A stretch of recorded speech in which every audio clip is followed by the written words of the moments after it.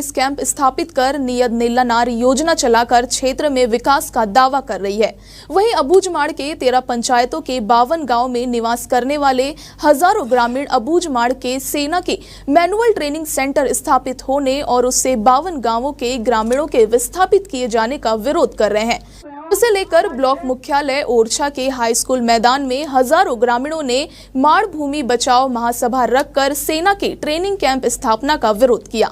इस दौरान India town news के संवाददाता आकाश ठाकुर ने ग्रामीणों से खास बातचीत की।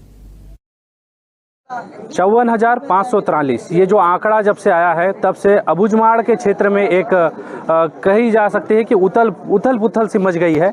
कहीं ना कहीं प्रशासनिक अमले में भी एक उथल पुथल है और साथ ही साथ अबूझमाड़ के क्षेत्र में भी उथल पुथल है, जिसमें मैनुअल रेंज सेना द्वारा स्थापित किए जाने की खबर उड़ती आ रही है, जिस पर लगातार जो शासन प्रशासन है वो कहीं ना कहीं कार्यकर्ता दिख रहा है और लगातार यहाँ की जनता भी इस बात को सुनने के बाद से ही लगातार इस बात को लेकर आंदोलित है कि उनकी जो जमीन है वो कहीं ना कहीं उनसे छीन ली जाएगी। उन्हें आशंका है कि उनकी जमीन छीन ली जाएगी। कि इसमें देखा जाए तो 54,543 हेक्टेयर भूमि को जो राज्य व केंद्र सरकार अधिग्रहण करना चाह रही है और स्थानीय लोगों को विस्थापित करके उस जगह में भारतीय थल सेना बिठाकर मैनुअल रेंज खोलने का प्रस्ताव किया गया। इस प्रस्ताव को रद्द करने के लिए इतने सारी जनता एकता होकर यहाँ अपने ओरछा ब्लॉक स्तर पर हम आके आज विरोध जता रहे हैं। क्या कुछ नुकसान होगा यदि मैनुअल रेंज बैठता है तो?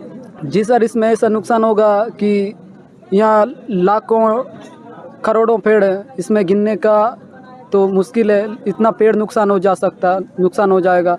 कहीं बैल चराना, बकरी चराना, जंगल घूमना हमारे जो परंपरागत रीति रिवाज से हम लोग चलते हुए आ रहे हैं। पहाड़ों में घूम रहे हैं, जंगलों में बस रहे हैं, सो रहे हैं, उठ रहे हैं, जाग रहे हैं। इस बस्तर घने जंगलों में हम बसे हुए आदिवासियों को मतलब चैन से जीने का लायक नहीं हो छोड़ेंगे। कहीं विस्थापन की बातें आ रही है, मुआवजे की बात आ रही है, क्या उससे आदिवासी संतुष्ट हो पाएंगे? क्या उनको इससे मुआवजा मिलने से क्या उनको लाभ हो पाएगा क्या किसी प्रकार का?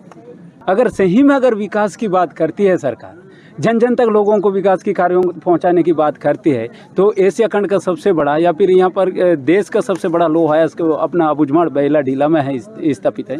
इसी तरह से कई खदानें हैं। तो फिर वहाँ का स्थिति देखो ना आप लोग, अब खुद जाके देखो कि वहाँ का स्थिति क्या है। जीना हराम हो गया है। उसके साथ साथ हम अबूझमाड़ में ही आती है आमदाई देखो। आजकल लोग क्यों वहाँ के क्या बोलने से मजदूर लोग क्यों रोड पे उतर रहे हैं? वहाँ के महिला लोग क्यों उतर रहे हैं? कहीं ना कहीं जो सरकार की गलत नीतियों के वजह से और वहाँ का संपत्ति को जो कॉर्पोरेट जो पूंजीपतियों को सौंपने की वजह, जिस वजह से वहाँ के लोगों को लाभ नहीं मिल रहा है और विकास की बात करते हैं वहाँ एजेंडा तक ही उनका सीमित रहता है। ये बिल्कुल गलत है। अब सरकार हमारे बीच में चोर की बाजार खोल दिए।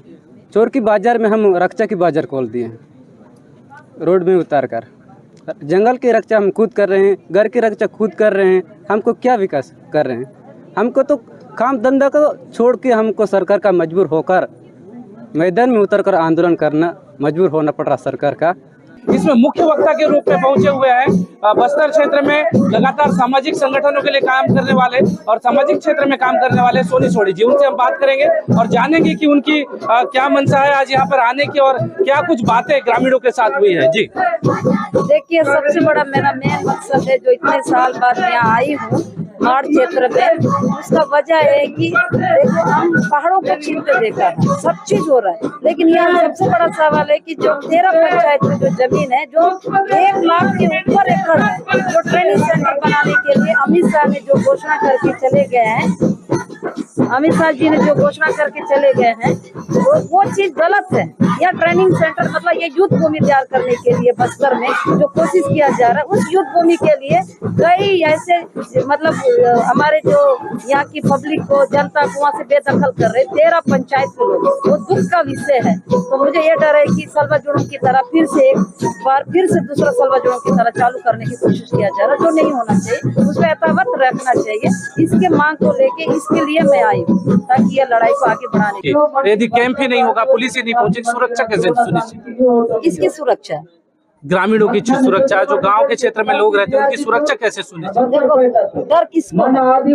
आदिवासी को क्या नक्सली से डर है? किससे डर है? सुरक्षा किसके लिए? ये तो जितना भी हो रहा है कंपनी के लिए क्या? आदिवासी को यदि डर नहीं होता, मैं नारायणपुर से हूँ, शांति नगर, गुडरीपारा, इस प्रकार के गांव बिठाए गए, गांव बोल रहा हूँ मैं, ये पूरे गांव के गांव आके लोग वहाँ पर रह रहे हैं, वो क्या कारण है? नक्सलियों के द्वारा कहीं ना कहीं जो प्रताड़ित लोग हैं वो आके रह रहे हैं, इस प्रकार की मानसिकता बनी हुई और वह लोग रह भी रहे हैं। ऐसा होता है तो वहाँ पर जाके बातचीत होनी चाहिए, वो किस कारण से आए, क्या आ रहे हैं, तो उसके बाद नक्सल की तरफ भी पहल होना चाहिए। सही। नक्सल तरफ होता है, गांव वाले आए होंगे, हो सकता है नक्सल उस जगह में कुछ गलत किए हैं, उसके पास भी सवाल जवाब होना चाहिए। इस तरह से चीजों का एक दूसरे का बचाव हो जाएगा। ऐसा नहीं, अगर कैंप है तो कैंप से फिर हम लोग इतना क्यों भयभीत महसूस कर रहे हैं? हमको खुद लगता है कि मैं आज आ रही थी, पता नहीं कौन से कैंप में मेरे को रोकेंगे, कौन सा वो करेंगे, मेरे खुद को ऐसा मुंह का चेहरा ढकना पड़ रहा है। क्यों? कितना बार मुझे रोके? तो ये मत करे ना, तब तो माने हमको चलने की आजादी देते, रहने की आजादी देते। बहुत जगह ऐसा चीज भी है, पूरा मैं नहीं कर रही कि पूरी जगह गलत है, बहुत जगह गलत हो रहा है, यही बात है। लेकिन बहुत सारा चीजों में हो रहा है, ऐसा नहीं है कि पुरुष परेशान नहीं करती है पुरुष, लड़ाई होना चाहिए। जी, यही बात जो लास्ट में जो बातें आई है, हम उसी बात का एक बार समर्थन करते नजर आ रहे हैं खुद सोनी सोढ़ी जी की। शांति वार्ता की पहल होनी चाहिए और शांति वार्ता सही तरीके से होनी चाहिए, दोनों ही तरफ से बातें सुननी चाहिए। जब तक के एक तरफा बातें होगी तब तक के शांति वार्ता की पहल भी बेमानी सी लगती है। इन सब बातों के साथ में जो सोनी सोढ़ी ने अपनी बातें रखी, इनका हम धन्यवाद करते हैं।